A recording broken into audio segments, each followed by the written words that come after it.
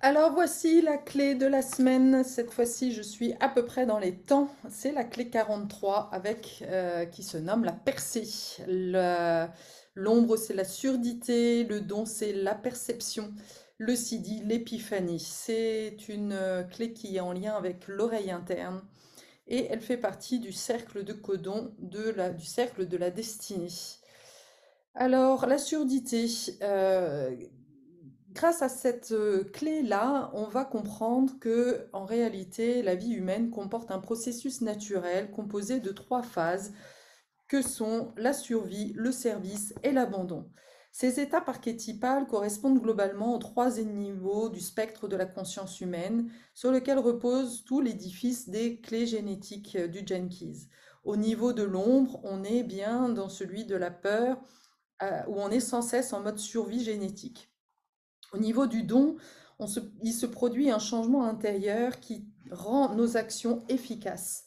On découvre le service au sens de servir la totalité. L'étape finale comprend une transformation intégrale où on s'abandonne, où on abandonne notre conscience individuée. Ce sont aussi les trois phases en fait du chemin du héros avec l'ego, l'âme et le self en fait. Donc on va libérer notre ADN de toute interférence intérieure. La transformation elle-même représente le fil conducteur à travers ces trois phases. Elle avance par saut à chaque étape. Donc c'est un timing en fait, hein. Pendant longtemps, nous restons identiques à nous-mêmes, puis soudainement un événement ou une expérience vient bousculer notre vie.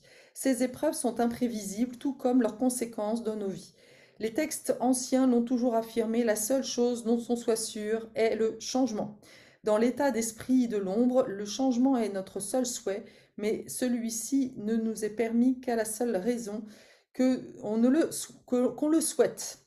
Ce qui nous empêche d'entendre cette vérité pourtant si simple est la surdité de la 43e ombre, qui est d'ailleurs en clé partenaire avec la clé 23, je crois.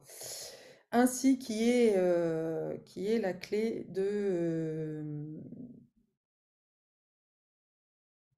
j'ai un trou en fait. La clé partenaire, c'est la clé 23 qui est la clé de la complexité et avec le don de simplicité. Alors, il s'agit d'une incapacité à capter ce qui se passe en nous-mêmes. C'est pour ça qu'il y a l'oreille interne. À la fréquence vibratoire de l'ombre, les êtres humains créent un champ de peur collectif, une atmosphère subacoustique qui génère un bruit blanc qui nous empêche d'entendre notre vérité intérieure. La 43e clé génétique concerne l'écoute de soi et l'acoustique. Le don de la perception requiert un environnement intérieur calme. Or, les fréquences de l'ombre sont à tel point assourdissantes qu'il est rare de trouver un être humain dont l'aura est claire et tranquille. Pourquoi crois-tu qu'il y ait eu le coronavirus? C'était un bon moyen, eh bien, de faire des pauses en fait aux humains afin de leur permettre d'entendre ce qui se passe à l'intérieur. Et c'est pour ça que depuis là, il y a beaucoup de choses en fait qui bougent, qui changent. Cependant, la perception d'une seule rencontre avec les fréquences supérieures peut complètement transformer notre vie, votre vie, ta vie, parce que cette découverte authentique provoque une mutation de la structure de ton ADN. Cette alchimie intime est bloquée par l'ombre de la 43e clé qui nous garde prisonniers du tapage des vibrations inférieures de la planète. La 43e clé est pleine de surprises et elle ne révélera pas ses secrets à un esprit nerveux. La pulsation de la vie suit un rythme profond et réglé, ponctué de fluctuations sporadiques et inattendues. Nous retrouvons cette dynamique à l'échelle galactique comme au plus petit des mouvements subatomiques. Nous observons ces rythmes partout, mais si nous prenons le temps, nous remarquons ainsi des anomalies qui perturbent les mesures. La science ne parvient pas à tout expliquer parce que les règles changent tout le temps. L'immense incertitude de l'univers rend l'esprit humain malheureux d'y vivre, mais nous éprouvons ces mêmes fluctuations à travers nos corps et nous les appelons les humeurs. Lorsque nous sommes dans la vibration de l'ombre, les gens refusent d'accepter qu'ils ne contrôlent ni leurs émotions ni leurs fonctions internes. Nous passons toute notre vie à construire l'illusion de la sécurité et de la stabilité, notamment, je l'ai déjà expliqué, à travers une vie de famille ou des CDI ou ce genre de choses. Une grande partie du monde vit encore à un niveau de subsistance, donc de survie, qui ne permet pas aux gens de se préoccuper de leurs émotions car ils sont en mode survie. Et ça, on le sait maintenant avec le système nerveux, on est en hypervigilance permanente en fait. Mais la peur persiste aussi dans les sociétés qui se sont élevées au-dessus de cette fréquence existentielle primitive.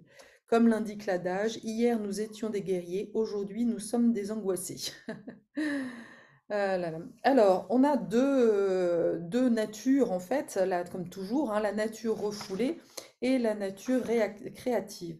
Alors, dans la nature refoulée, c'est l'inquiète. Donc, on sait que les deux aspects de la 43e onde concernent le bruit.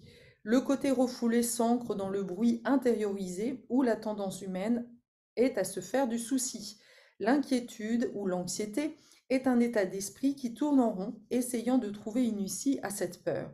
Elle nous pousse à toutes sortes d'activités dans l'espoir que l'inquiétude cessera. Donc on essaie d'étouffer, on prend des médocs, voilà, on se lance dans des tas d'activités, mais en réalité, l'inquiétude est toujours là. Bien évidemment, dès qu'un souci s'en va, un autre la remplace immédiatement, perpétuant ainsi cette malheureuse boucle mentale. La peur est la base de notre inquiétude. Dans la, dans la nature refoulée de la 43e ombre, c'est la peur de ne pas avoir sa place dans le monde et donc d'en être exclu. Cette peur est essentiellement pure, mais lorsqu'elle est refoulée, elle devient monstrueuse. Afin de la faire disparaître, elle nous oblige à sortir inlassablement dans le monde pour y trouver le succès. Ce n'est que lorsque nous l'affrontons directement que nous pouvons réaliser la puissance créative de notre individualité. Dans la nature réactive, c'est la bruyante. L'aspect réactif de cette onde se manifeste par le bruit externe, d'où la tendance humaine à trop parler. D'ailleurs, c'est intéressant parce que dans la clé partenaire, la clé 23, la nature refoulée, c'est la muette, et la réactive, là aussi, c'est la pipelette, quoi. C'est un amas de paroles. Donc c'est très lié. Donc elles ne parlent pas pour réellement communiquer et elles n'ont aucun intérêt à écouter les autres. Elles tentent inconsciemment de s'assourdir elles-mêmes afin de ne pas capter leur propre ressenti véritable qui est misérable. En plus, elles ont un besoin profond d'être acceptées et comprises par autrui. Bah, quand on s'aime pas soi-même, on va chercher la reconnaissance à l'extérieur, hein, c'est normal. Mais puisqu'elles ne s'écoutent pas, elles parlent souvent malencontreusement, elles font des erreurs. Au lieu d'être accueillies, elles sont souvent ouvertement rejetées et se sentent donc incomprises. Cette dynamique peut intensifier leur point de vue et les rendre encore plus paranoïaques et fâchées. À l'extrême, elles se sentent tellement exclues qu'elles se vengent sur leurs proches ou la société dans son ensemble. Alors, le don, c'est la perception, le rebelle créatif. C'est par la grâce du 43e don que naît l'esprit du rebelle. En ce sens, chaque être humain vient au monde pour prendre une place qui ne peut être dupliquée par un autre. On est bien dans ce que je prêche depuis longtemps. Le génie fluide, imprévisible et spontané est ce qui rend l'humain merveilleux. Lorsque nous éveillons nous nous éveillons à notre potentiel créatif unique, ce qui est caché dans notre ADN s'élève et nous fait sortir de la fréquence de la survie. C'est alors que nous entrons dans celle du service. Nous avons peut-être une idée préconçue du mot service et ce qu'il implique. Rappelons simplement que le service à la totalité n'est pas le même que celui à la société. Le service de ce 43e don apporte au monde que ce 43e don apporte au monde est celui de la rébellion. Sans la passion créatrice et la sagacité de l'individu, la vie serait non seulement ennuyante, mais elle aurait aussi probablement cessé d'être. Sans la spontanéité, l'inattendu ou le risqué, nous ne pourrions pas évoluer. Une société qui est prisonnière de la fréquence de l'ombre n'aime vraiment pas l'esprit rebelle, car ces personnes ne peuvent être dirigées. Elles semblent menacer la sécurité que les autres ont prise tellement de temps et d'énergie à essayer de construire et de contrôler, n'est-ce pas?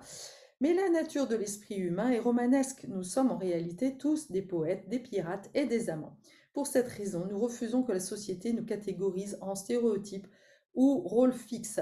La contradiction est donc complète car nous avons créé un monde dans lequel ce genre de personnes, c'est-à-dire les héros et les héroïnes, sont exclus, mais c'est pourtant notre potentiel à chacun. Haha, voilà.